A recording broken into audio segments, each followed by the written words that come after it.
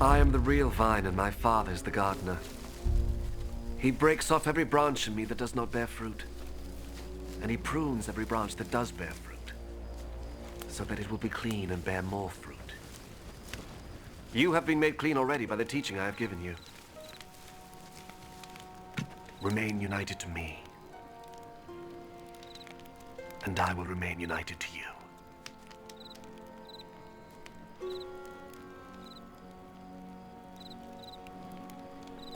A branch cannot bear fruit by itself. It can do so only if it remains in the vine. In the same way, you cannot bear fruit unless you remain in me. I am the vine, and you are the branches. Those who remain in me and I in them will bear much fruit, for you can do nothing without me. Those who do not remain in me are thrown out like a branch and dry up. Such branches are gathered up and thrown into the fire, where they are burned. If you remain in me and my words remain in you, then you will ask for anything you wish, and you shall have it. My Father's glory is shown by your bearing much fruit, and in this way you become my disciples. I love you, just as the Father loves me. Remain in my love. If you obey my commands, you will remain in my love, just as I have obeyed my Father's commands, and remain in his love. I have told you this, so that my joy may be in you, and that your joy may be complete. My commandment is this: love one another, just as I love you. The greatest love you can have for your friends is to give your life for them, and you are my friends, if you do what I command you. I do not call you servants any longer, because servants do not know what their master is doing. Instead, I call you friends, because I have told you everything I heard from my Father. You did not choose me. I chose you, and appointed you to go and bear much fruit. The kind of fruit that endures. And so, the Father will give you whatever you ask of him in my name. This, then, is what I command you.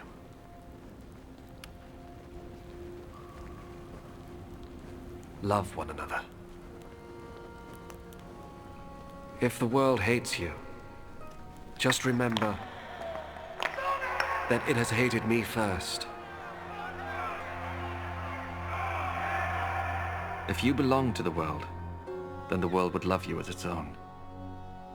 But I chose you from this world, and you do not belong to it. That is why the world hates you. Remember what I told you. Slaves are not greater than their master. If people persecuted me, they will persecute you too. If they obeyed my teaching, they will obey yours too. But they will do all this to you because you are mine. For they do not know the one who sent me. They would not have been guilty of sin if I had not come and spoken to them. As it is, they no longer have any excuse for their sin. Whoever hates me, hates my Father also. They would not have been guilty of sin if I had not done among them the things that no one else ever did. As it is, they have seen what I did, and they hate both me and my Father. This, however, was bound to happen, so that what is written in their law may come true.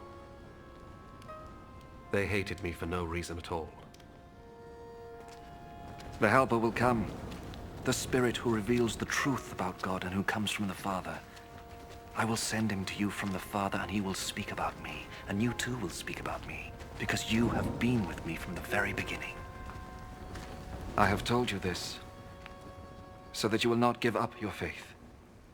You will be expelled from the synagogues, and the time will come when those who kill you will think that by doing this they are serving God.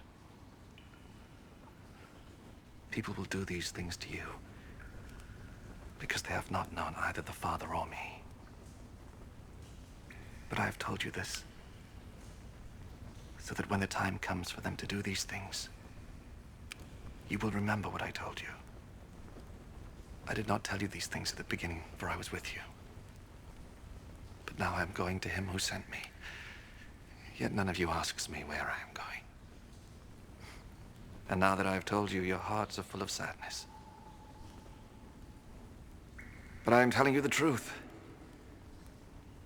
It is better for you that I go away. Because if I do not go, the Helper will not come to you. But if I do go away, then I will send him to you. And when he comes, he will prove to the people of the world that they are wrong about sin, and about what is right, and about God's judgment. They are wrong about sin because they do not believe in me. They are wrong about what is right because I am going to the Father and you will not see me anymore. And they are wrong about judgment because the ruler of this world has already been judged. I have much more to tell you, but now it would be too much for you to bear. When, however, the Spirit comes, who reveals the truth about God, he will lead you into all the truth. He will not speak on his own authority, but he will speak of what he hears, and will tell you of things to come. He will give me glory, because he will take what I say and tell it to you. All that my Father has is mine. That is why I said that the Spirit will take what I give him and tell it to you. In a little while you will not see me anymore. And then a little while later you will see me. Some of his disciples asked among themselves, "What does this mean?" He tells us that in a little while we will not see him, and then a little while later we will see him. And he also says, "It is because I am going to the Father." What does this "a little while" mean? We don't know what he is talking about. Jesus knew that they wanted to question him. I said, in a little while you will not see me. And then a little while later you will see me. Is this what you are asking about among yourselves? I am telling you the truth. You will cry and weep, but the world will be glad. You will be sad, but your sadness will turn into gladness. When a woman is about to give birth, she is sad because the hour of suffering has come. But when the baby is born, she forgets her suffering, because she is happy that a baby has been born into the world. That is how it is with you. Now you are sad, but I will see you again, and your hearts will be filled with gladness, the kind of gladness that no one can take away from you. When that day comes, you will not ask me for anything. I am telling you the truth. The Father will give you whatever you ask of him in my name. Until now, you have not asked for anything in my name. Ask and you will receive, so that your happiness may be complete.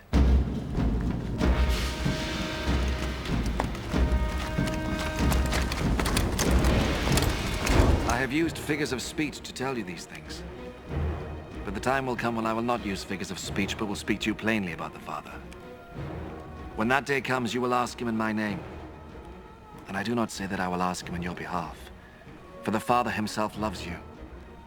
He loves you because you love me and have believed that I came from God. I did come from the Father, and I came into the world. And now I am leaving the world and going to the Father. Then his disciples said to him, "Now you are speaking plainly, without using figures of speech. We know now that you know everything. You do not need to have someone ask you questions. This makes us believe that you came from God." Do you believe now? The time is coming, it is already here, when all of you will be scattered, each of you to your own home. And I will be left all alone. But I am not really alone, because the Father is with me. I have told you this so that you will have peace by being united to me. The world will make you suffer, but be brave. I have defeated the world.